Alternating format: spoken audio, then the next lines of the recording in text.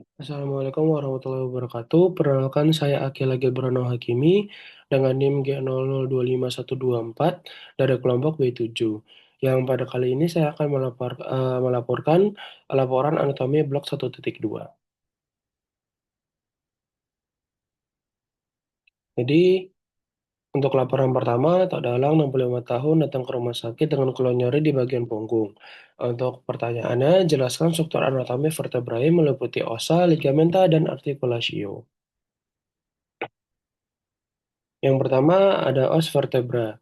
Os vertebra adalah tulang-tulang penyusun kolom vertebralaris atau tulang belakang yang berfungsi untuk menopang tubuh, melindungi medula spinalis, dan memungkinkan gerakan fleksibel pada tubuh. Dan dia itu terdiri dari 33 buah vertebrae yang dibagi menjadi 5 bagian utama. Yang pertama ada cervicalar atau bagian leher, ini di bagian leher ini. Kemudian ada thoracicae, bagian dada. Dan di bawahnya ada lumbales di bagian pinggang, dan di bawahnya ada sacrales di bagian sakrum ini, dan ada vertebrae saucigeae. Ini di bawah sini paling kecil.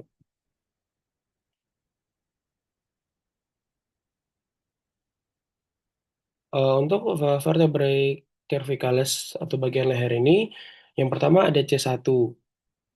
C1 itu adalah atlas, memiliki ciri khas, dia itu tidak memiliki korpus dan prosesus spinosus. Untuk struktur utamanya terdiri dari arcus anterior, arcus posterior, dan massa lateralis yang berartikulasi dengan os occipitale yang memiliki fungsi untuk menopang kepala dan memungkinkan gerakan mengangguk, yaitu fleksi dan ekstensi. Yang kedua, di bawahnya ada aksis. Untuk ciri khasnya sendiri memiliki tonjolan vertikal disebut dengan dens yang memiliki fungsi menjadi sumbu rotasi bagian atlas dan memungkinkan gerakan untuk menoleh. Untuk yang selanjutnya ada bagian C3 dan sampai C6. Untuk ciri umumnya, badannya itu kecil dan melebar ke samping. Yang kedua, foramen vertebralnya besar dan berbentuk segitiga. Prosesus transverus memiliki foramen transversarium atau tempat lewatnya arteri vertebralaris dan prosesus spinosus pendek dan sering menjadi bifid atau bercabang dua. Ini memiliki fungsi untuk memberi fleksibilitas tinggi pada leher dan melindungi medula spinalis.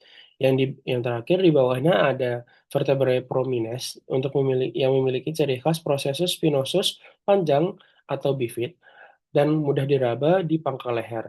Dan foramen transversium kecil tidak memiliki dan sering tidak dilewati oleh arteri vertebralaris yang memiliki fungsi menjadi batas antara regio cervilaris dan torakal serta titik orientasi palpasi. Selanjutnya ada thoracicae atau bagian dada. Dia itu letaknya di bagian punggung atau toraks, berhubung dengan 12 pasang tulang rusuk di bagian depan. Untuk cirinya, korpusnya berbentuk hati, lebih besar dari vertebrae cervicalis, dan proses spinosusnya berbentuk panjang, miring ke bagian bawah seperti strip, menutupi ruas di bawahnya.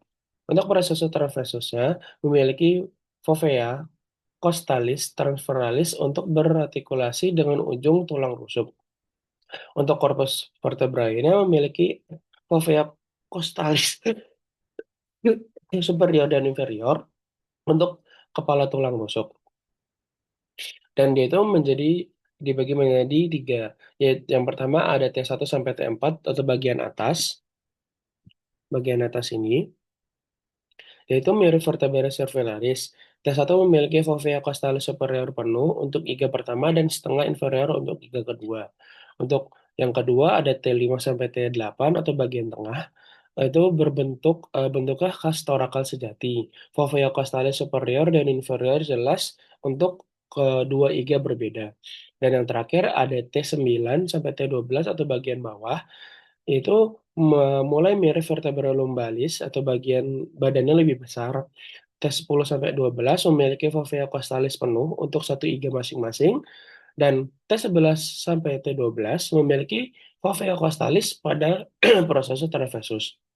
Nah, fungsi utamanya untuk menyokong dan melindungi medula spinalis dan menjadi tempat perlekatan tulang rusuk yang membentuk rongga dada dan memberikan kestabilan, namun tetap memungkinkan rotasi tulang belakang pada bagian dada. Selanjutnya, ada vertebrae lumbales atau pinggang. Letaknya di daerah pinggang antara toraks dan sakrum dan memiliki ciri umum korpus vertebrae-nya sangat besar dan tebal, berbentuk ginjal. Untuk menopang berat beban tubuh. Foramen vertebralnya berbentuk segitiga dan relatif besar. Proses spinosusnya lebar, datar, dan mengarah ke belakang. Untuk proses transversusnya panjang dan ramping. Disebut juga proses costalis atau sisa rusuk. Untuk proses artikularisnya berbentuk lebar dengan orientasi vertikal yang memungkinkan fleksi dan ekstensi, tetapi juga membatasi rotasi. Yang pertama, ini ada L1 sampai L3, yaitu memiliki bentuk khas lumbal yang kuat dan prosesus spinosus pendek dan horizontal. Dan yang kedua ada L4 dan L5, badannya paling besar untuk menahan berat badan tubuh dan prosesus spinosus lebar, mudah diraba, dan sering menjadi tempat terjadinya herianasi, diskusi intervertebralis dan memiliki fungsi utama untuk menopang berat badan tubuh bagian atas, memberikan fleksibilitas pada gerakan pinggang, dan melindungi medula spinalis.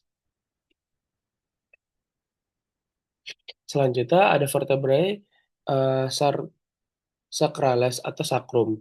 Letaknya di bawah vertebrae lumbalis, membentuk bagian posterior panggung, tempatnya di antara dua os coxae atau iliaca, yang terdiri dari lima vertebrae yang menyatu jadi dari S1 sampai S5 membentuk satu tulang besar yang disebut dengan os sacrum. Basis osis sacri. Ini permukaan sakrum yang berartikulasi dengan korpus vertebrae L5 melalui promotorium. Yang kedua ada apex osis sacri, ujung bawah sakrum yang berartikulasi dengan os sosigis atau tulang ekor. Yang selanjutnya ada foramina sakralia anterior dan posteriora. Itu lubang-lubang di sisi anterior dan posterior sakrum, tempat keluaran cabang saraf sakral. Yang selanjutnya ada facial pelvia, itu cekung menghadap ke arah rongga panggul, tempat garis transversal. Yang selanjutnya di ini ada facies doralis, berbentuk cembung memiliki crista sacralis mediana, intermedia, dan lateralis. Selanjutnya ada canalis sacralis, yaitu perpanjangan dari canalis vertebralis berakhir di hiatus sacralis, tempat lewatnya saraf cauda equina.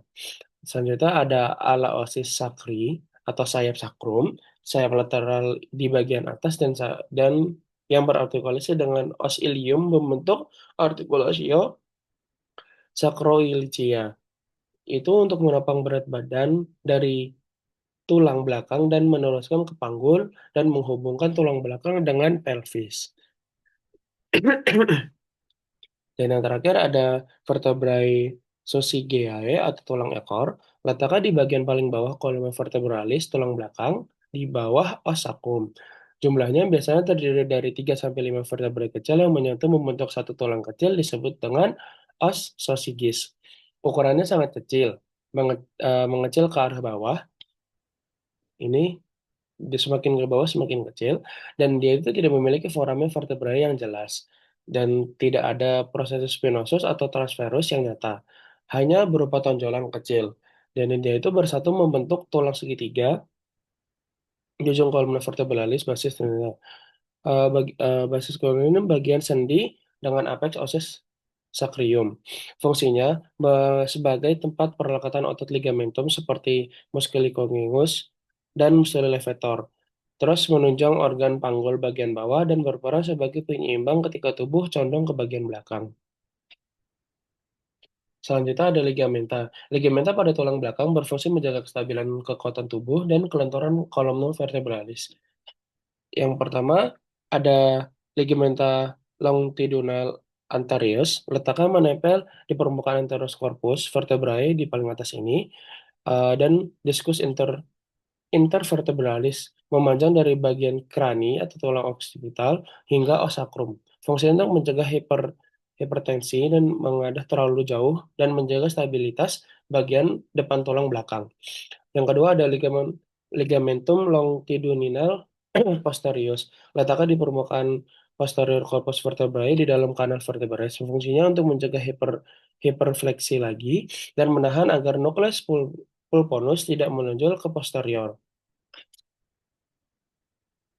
Selanjutnya ada ligamentum flavum.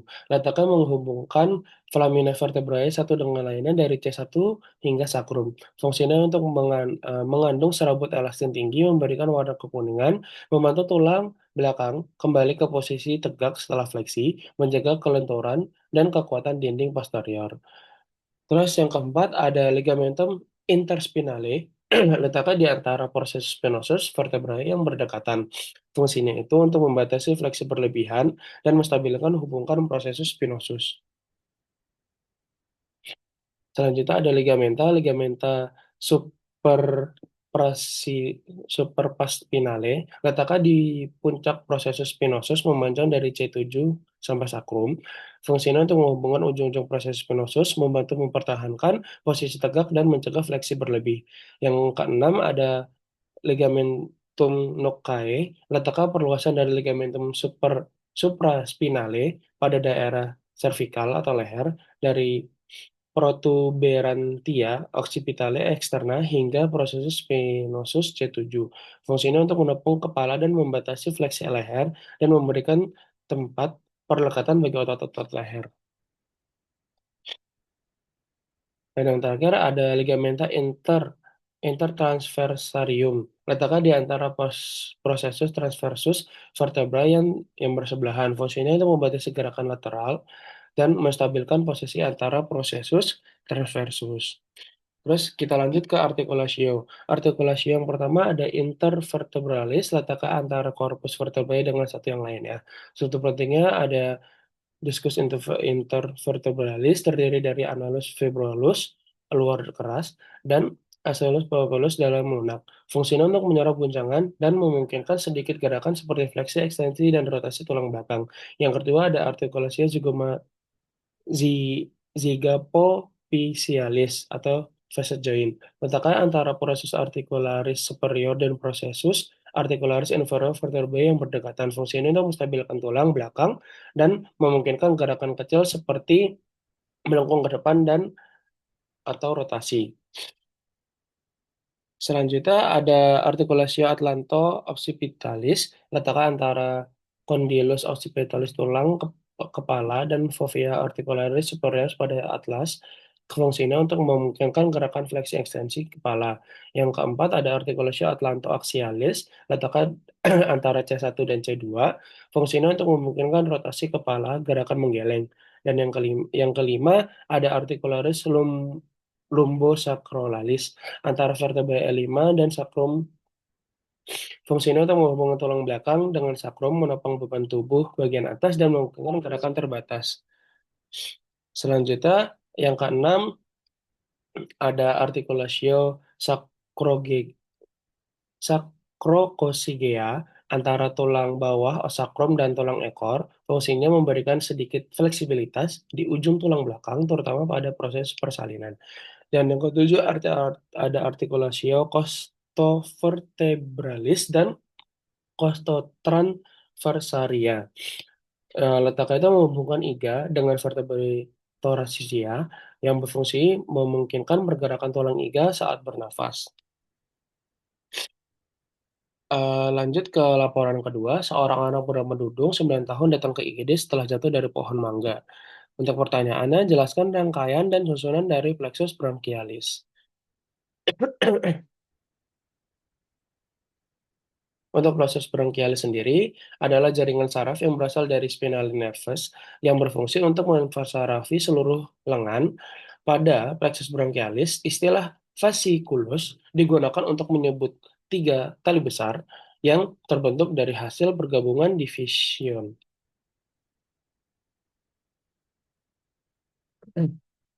Yang pertama ada lateralis, terbentuk dari percabangan trunkus superior dan trunkus medius plexus brachialis. Yang pertama ada thoracic itu memvaskularisasi muskuli pectoralis mayor dan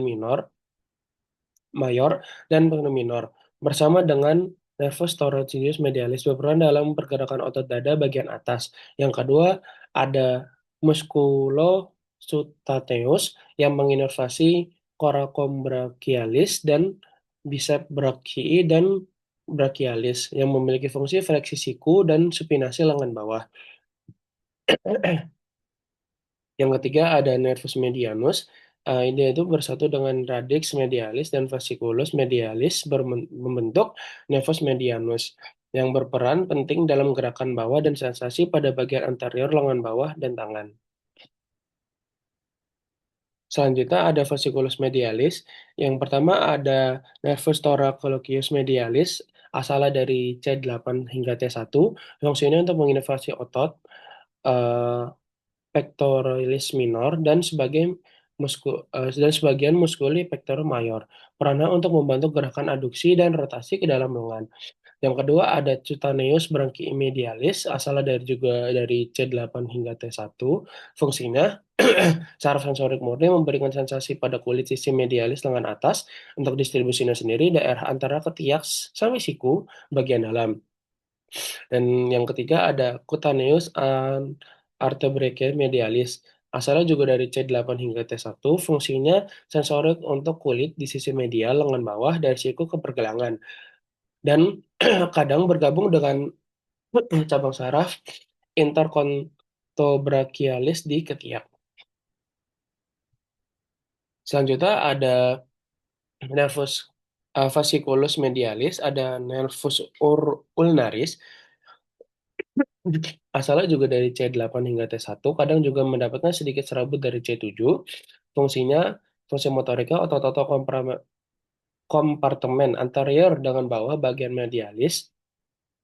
Kemudian sebagian besar otot intrinsik tangan. Dan dan fungsi sensoriknya, kulit setengah medial tangan, termasuk jari kelingking dan setengah jari manis.